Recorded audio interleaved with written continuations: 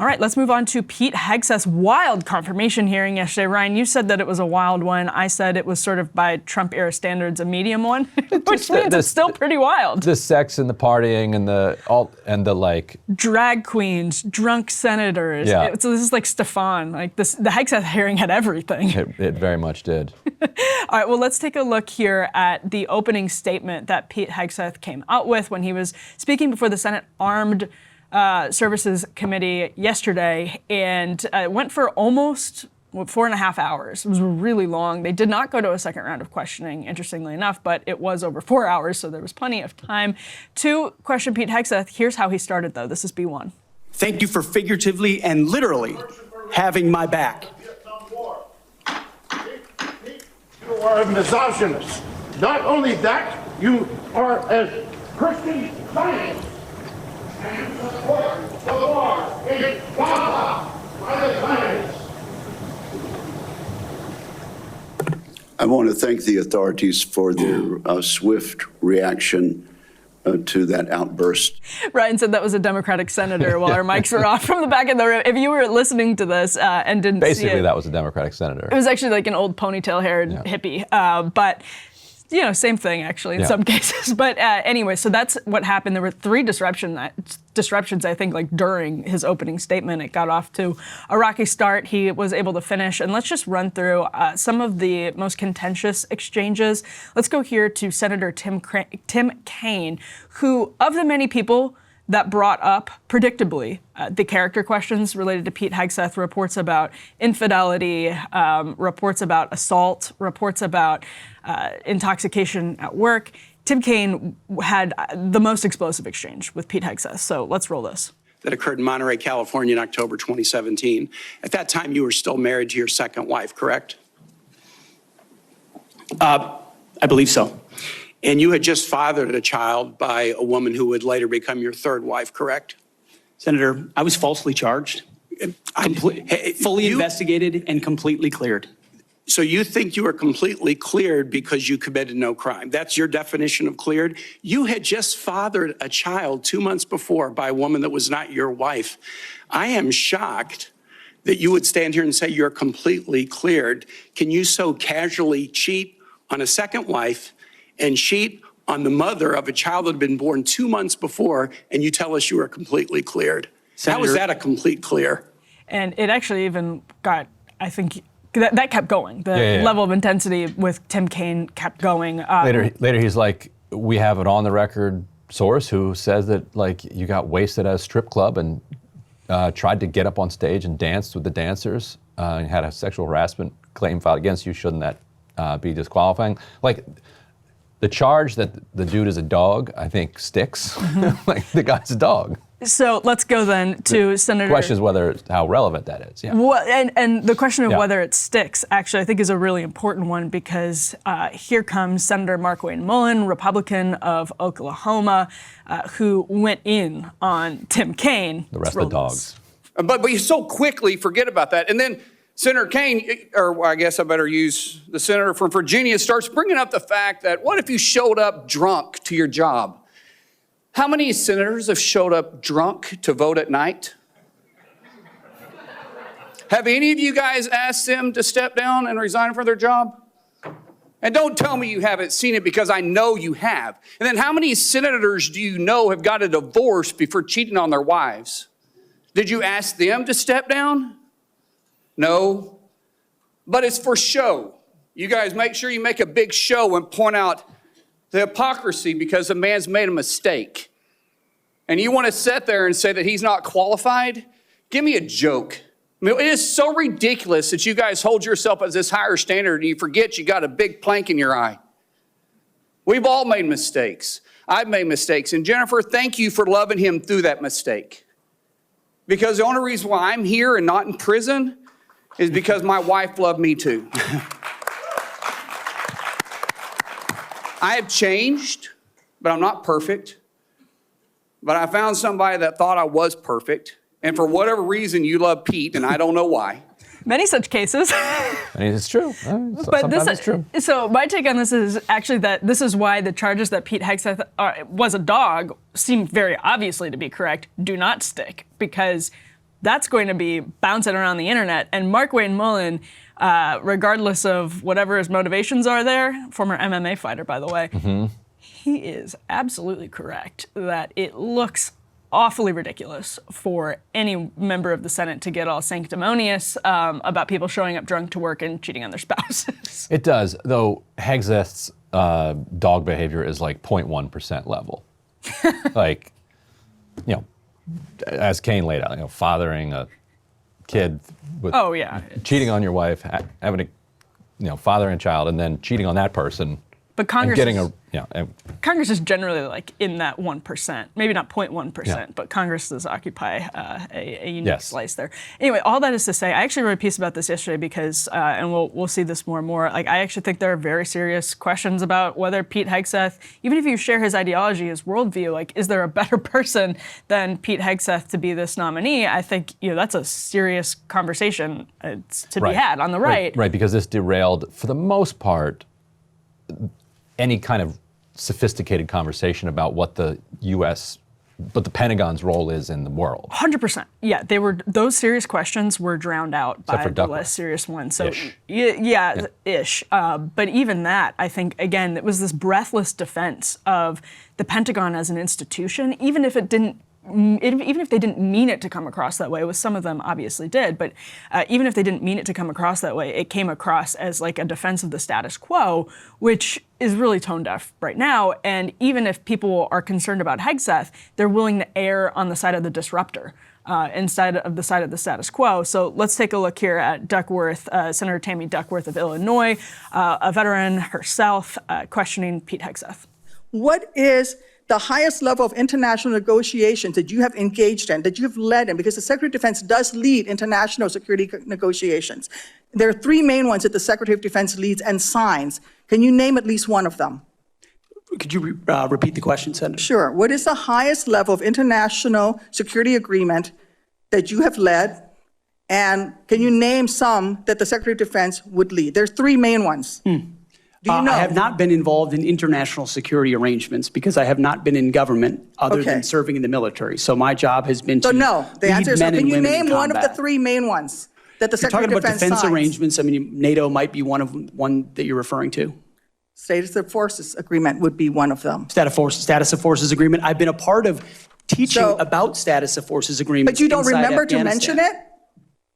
You're not qualified, Mr. Hegseth. You're not qualified. You talk about repairing our defense industrial complex. You're not qualified to that. You could do acquisition and cross-servicing agreements, which essentially are security agreements. You can't even mention that. She also had a brutal exchange where she asked him to name any of the countries in the ASEAN who were in the Southeast Asian, our trade compact, trade and military compact. And he was like, Australia, Japan. And she's like, no, that's East Asia, and Australia's a different continent. We're talking about Southeast Asia. That's an economic alliance, right? It is, but the Pentagon is involved in it. And if you, if you're involved in this stuff, that comes up a lot. It was kind of surprising that what they used to do with confirmation hearings is they would murder board people. Like you were stuck in a room for 18 hours for weeks on end with these people kind of grilling you. Yep. And you had notes to take home and study and memorize. And it doesn't mean that you got better nominees as a result of that, just because they, did a crash course and memorized, the 10 ASEAN countries. Right. But it is kind of odd that you wouldn't do the basic stuff there. Now, I think, the more incompetent the head of the Defense Department is, then the more likely it is to run the American war machine into the ground, the better. Yeah. So you got a guy who is kind of drunk by noon and doesn't really kind of know the basics of this. Now, from the other perspective, the status quo also prefers somebody who doesn't know what they're doing. Yeah, they want to manipulate them. Because they think they can then run them right over. Right. And I think that Hegseth is right on that line for them of somebody who's easily treated as a puppet and manipulated, and somebody who may not know the ins and outs of the Pentagon, but will hire the people who do and who actually do want to disrupt the status quo. And I think maybe part of this is they're sussing that out. Let's take a listen to Senator Kirsten Gillibrand, and then we'll hear a little bit from Tom Cotton. Here's Senator Gillibrand. Standards have been changed inside infantry training units, Ranger School, infantry battalions, to ensure that Give commanders me one example. Please give me an example. I get you're making these generalized meet statements. quotas to have a certain number of female infantry officers or infantry enlisted, and that disparages those women Commanders who are do incredibly not have to capable meet of meeting quotas that for the standard. infantry. Commanders do not have to have a quota for women in the infantry. That does not exist. It does not exist. And your statements are creating the impression that these exist, because they do not. There are not quotas. We want the most lethal force. But I'm telling you, having been here for 15 years, listening to testimony about men and women in combat and the type of operations that were successful in Afghanistan and in Iraq, women were essential for many of those units. When Ranger units went in to find where the terrorists hiding in Afghanistan or in Iraq, if they had a woman in the unit, they could go in, talk to the women in a village, say, where are the terrorists hiding? Where are the weapons hiding? And get crucial information to make sure that we can win that battle. So you cannot denigrate women in general, and your statements do that. We don't want women in the military, especially in combat. What a terrible statement. So please, do not deny that you've made those statements. You have.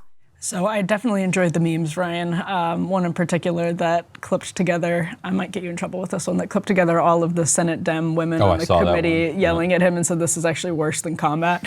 Because they really were yelling at him specifically on this line about women serving in combat. And he's moved off a lot of his more extreme positions, which initially were no women at all.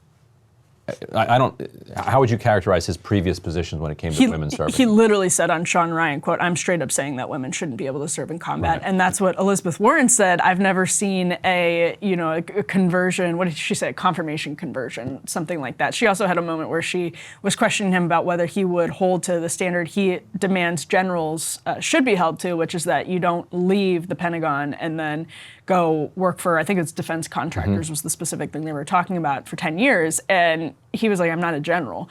So there were some exchanges I thought and people were laughing at that. I think there were some exchanges that were better for him, actually, than obviously others. It'd be nice if he would agree to that, though, right? Oh my gosh, yeah. But he wouldn't agree to it? No, he just said, I'm not a general. We can go back to Fox and make a lot of money. But yeah, and so maybe that's, I don't know. But he had some moments, actually, where I think even to the questioning from Duckworth, I didn't think he handled it that poorly. I don't think he handled Tim Kaine's questioning that poorly. I don't think he handled Gillibrand's questioning that poorly. Whether those are legitimate issues is different than whether he sounded all right. I don't think he flamed out. And we've seen that already in senators like Joni Ernst coming out and saying, if he had flamed out, there would be more hesitation right now, at least projected publicly, like, well, I'm going to have to talk to him about X, Y, and Z. Like Deb Fisher told him, you might want to go study up on this nuclear triad thing that I'm asking kind of important stuff, yeah. Well, it's to your point about how it used to be done in a way that's behind closed doors more substantive than the 4 hours of theater that you get on television.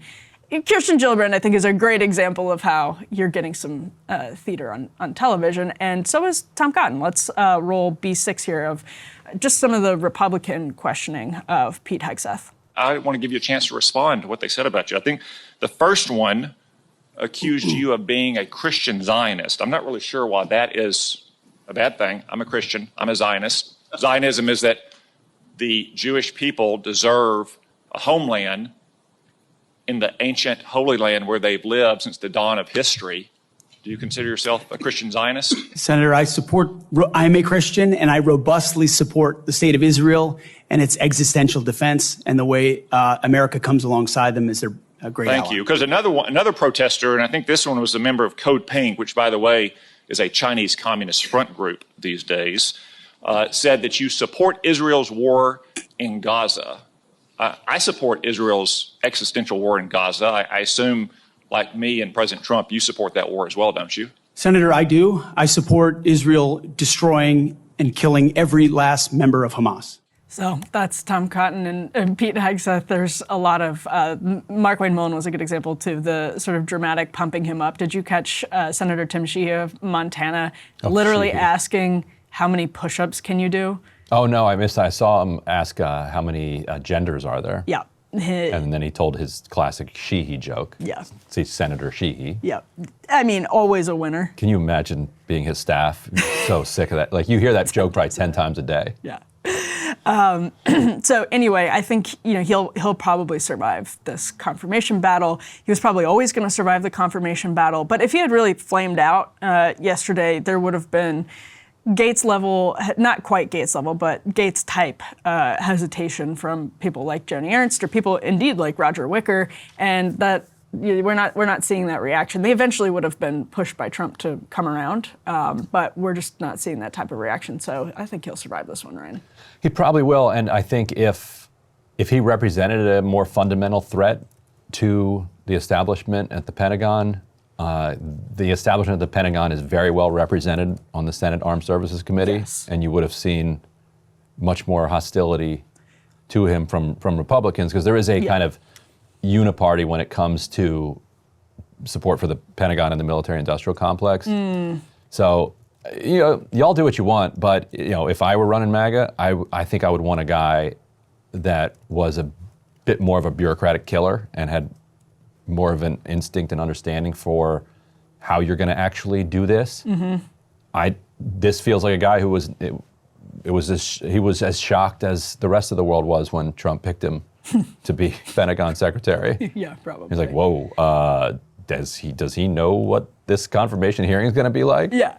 Trump's like, I don't care. I'm picking Matt Gaetz. I just think, honestly, for most of the public, there's been like a lot of hand-wringing in circles like in The Atlantic about him not agreeing to stand by the Geneva Conventions. It just reminds me of all of the moral panic over Trump and NATO, right? Like, it's, oh my, how dare, this is beyond the pale. And so it was beyond the pale in Washington, but when the rest of the country sees you fuming over someone's skepticism about NATO or the Geneva Conventions, you're the one who's on the on the political end of that, like PR end of that. You're the one who looks like you're out of touch. And I would say, from a separate perspective there, or for a different perspective there, so this was an exchange Angus King had with Hegseth, where he said, would you respect the Geneva Convention's ban on torture? And he said, I'm not going to let the international community tell me what to do. And whenever I see somebody who says that they won't condemn the Geneva Conventions on torture, I'm going to go right for those pearls. But then immediately I'm like, well, wait a minute.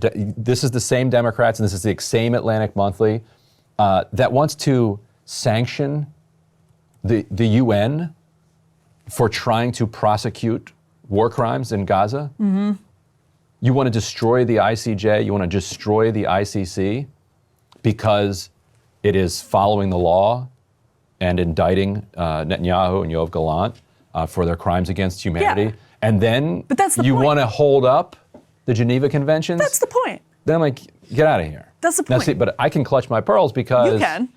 I support the ICC and the ICJ and the Geneva Conventions. It's called consistency. You can. I consistently can clutch my pearls. Senate Dems on armed services cannot. That's right. Hey, if you liked that video, don't forget to hit the like button and subscribe to Breaking Points. If you want to see the rest of Counterpoints, go to breakingpoints.com to become a premium member and get the full uncut show every morning in your inbox and on Spotify.